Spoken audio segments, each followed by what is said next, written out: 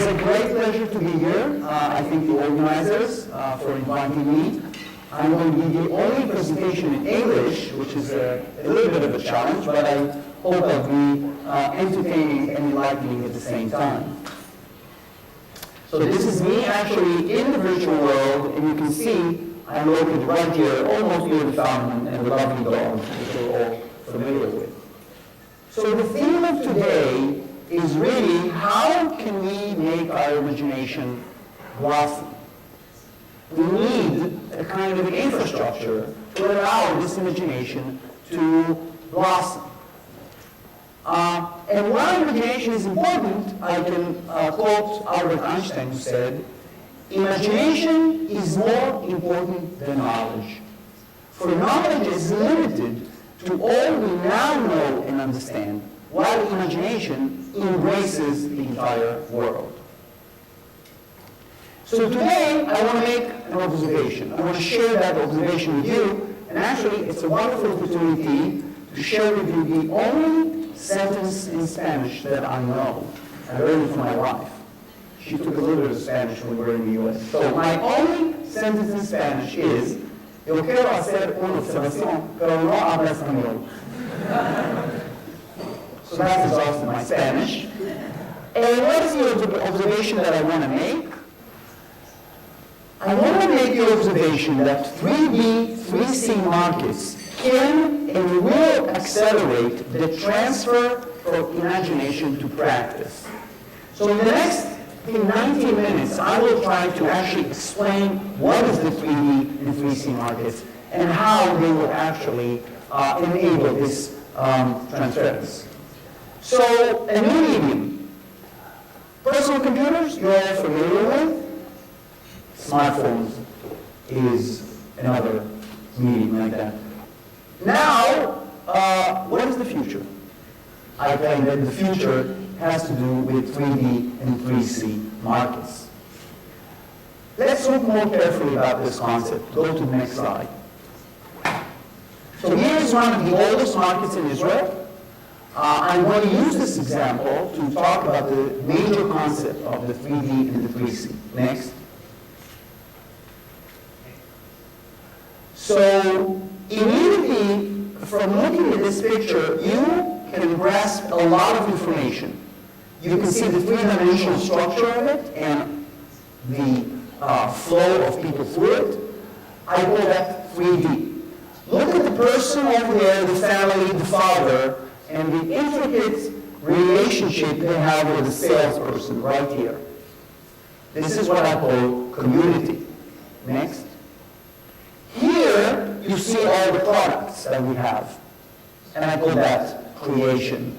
And last but not least, next, you can see here an ATM machine, representing the idea of commerce. So in this talk, I'm going to start to present an idea which I think is going to enable imagination to move much faster from the level of ideas to the level of practice. And I claim it's going to be markets like that is going to be called 3D and 3C markets. Next slide. So in order to explain that, let me first introduce a little bit of myself. You can actually read my complete resume over the web with 14 pages. That would be the classical way of the past. Next.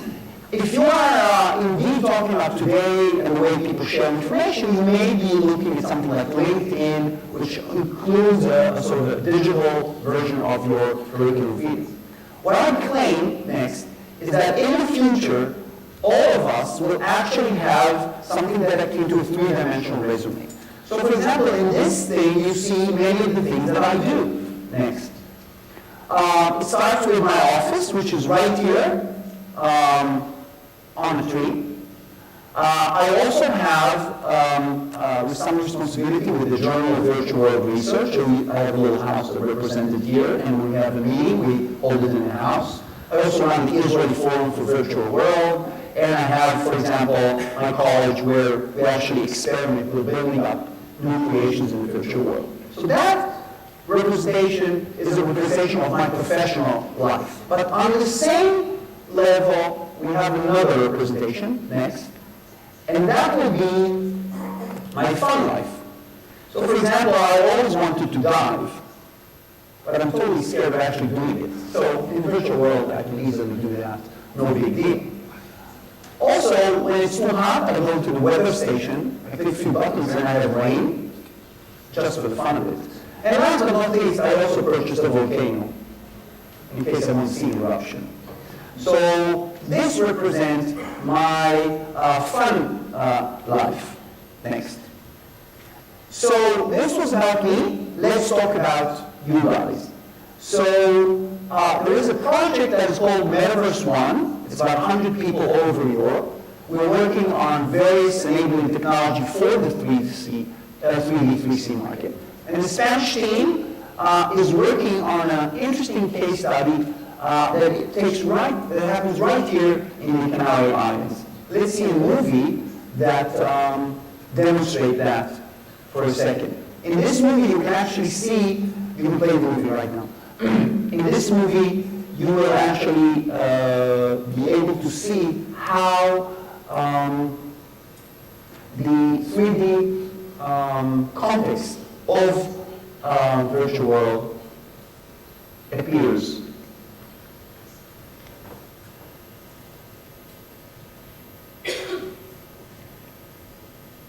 So what you really see here is a three-dimensional representation and the real representation of it.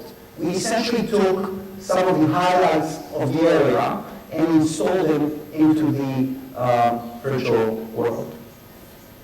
Okay, let's go back to the presentation. So I told you about my life. Now you know you are already participating in it, but what about the rest of the people in the world? Okay, the rest of the people in the world are busy doing Farmville, right? So this is one number that I got, about 80 million people that are doing Farmville. What exactly are they doing? Anybody here plays Farmville a little bit? Don't be shy. So what are they doing here? It's totally unclear, but 80 million people are doing it. Next. So one person said, this is a complete waste of time. But another person said, next, Farmville is my Zen meditation. It is a great way to zone out and ease the stress. So we have seen three different examples that connects people with three-dimensional environments. Next. Let me start to define this in a more careful way. Next. So if you take World of Warcraft plus something like SimCity, you have, next, the definition of 3D. Next. If you have Facebook and you add permission to it, something like the one that we have in Windows or ACLs in Unix, if anybody's familiar with that, you have what I call community. Next. Next. If you take YouTube, and I'm sure many of you are familiar with the fact that you can contribute movies to it, plus Wikipedia, where we can contribute stuff to it, where we can also edit and improve other things. We have the third factor, which is next, creation. And lastly, and most importantly, next, if you take something like PayPal, which allows you to transfer money from one place to another, and Amazon, which is sort of like a big catalog of merchants, you have what I call, next, commerce. If you add them up together, next, you have what I call 3D and 3C markets. Next. So let's look more carefully about these four factors and identify their meaning. Next. So what is 3D? Well, 3D is really about the addition of the three-dimensional factor into our media. We're all very well familiar with 2D, flat screen, books, and things like that. Very efficient for certain things. But look here, I can immediately see all of you and see how you're happy with this talk. This is the value of 3D. It's more detailed, it's animated, it includes people inside, it allows users to select a different point of view to a particular settings. Next. I'm just going to quote Stuart Brown from a previous TED talk, who said something very interesting about the effect of 3D. It fires up the cerebellum, put a lot of impulses into the frontal lobe, and help contextual memory to develop. And he actually did say in his talk. So 3D is good for us. Next. Community. I think we're all familiar with that. It is the transition from the one to the many, with concepts like co-creation, wikiculture, sharing, crowdsourcing, all these things. But it's also about leadership, it's about rights, it's about permission, it's about being a member in a group. All these things I lump under community. Next. So here's another interesting example. This is the Obama inauguration. And as I watched it on CNN, on the side, there was a Facebook window which connects me with my friends. And here you can actually see how I talked to Bevan Whitefield, who happens to be in France, and I talked to Jean Pfeiffer, who's another friend of mine who happens to be working for Gartner in Texas. And as I watched the common CNN experience of Obama, I can actually talk with my friends about that particular experience. And this already leads us directly to the next factor, which is creation. And creation is all about moving from being passive to being an active person. And I want to share with you just one interesting example. Next. This is a book that I'm currently reading on my iPad. And as I read that book using the Kindle application, I can actually see that this particular paragraph was highlighted by 14 other people. It is no longer I'm just reading the book. It is I'm reading the book with some people. Now imagine in the future, I can buy the book, but I can also buy what a particular person has said about the book. A commentary, something like Cliff Notes, if you're familiar with the US concept. Next. So that led us directly into commerce. Now what is commerce? Commerce is what companies like eBay, PayPal, and Amazon do. So this is the regular commerce. But there's also another type of commerce that is emerging. It is the virtual commerce. And Facebook has recently introduced what they call credits. And this is sort of the money that Facebook is now pushing to be shared among its users and the application producers. And actually this is going to be, virtual goods is going to be a huge, huge market. One person, one researcher, and this is the source said, it's going to be about $2 billion market just for the US, so imagine worldwide. So it's a big deal. People are exchanging money both virtually and in the real world. Next, but it's important to mention one distinction. Next. What is the distinction? It is the distinction between fake virtual money, that is money you always put in and never take out, and what I call real virtual money, where you can actually take out the money to your bank. And this is an important distinction. Very few places allow you, the user, to actually take money out. And I'm only talking about these places as a real commerce settings. Next. So in a sense, I'm talking about 3D and 3C as a scale. The more you have it, the better. More 3D, 3C, more markets, more value. Next. So what is missing? What is missing before we can actually have this wonderful vision? Let me cover just 5 things. Next. First and foremost, we are missing interfaces. Next. This is a depiction of the original patent of the mouse, and we heard 1970. And without the mouse, we would never have Windows or Macs, right? This was an essential part of the invention. Next. I think many of you are familiar with the multi-touch interface, which enables the products like iPhone and the iPad and things like that. Unfortunately, we do not have that in the virtual world. There are some experiments. Next. And here is somebody trying to extract meaning directly out of my head. I'm not sure if they were successful, but at least they tried. So that's one challenge. Next. The other challenge that I've already alluded earlier is the business of money. Money, unfortunately, I don't know if you know that, but it's a very complicated matter.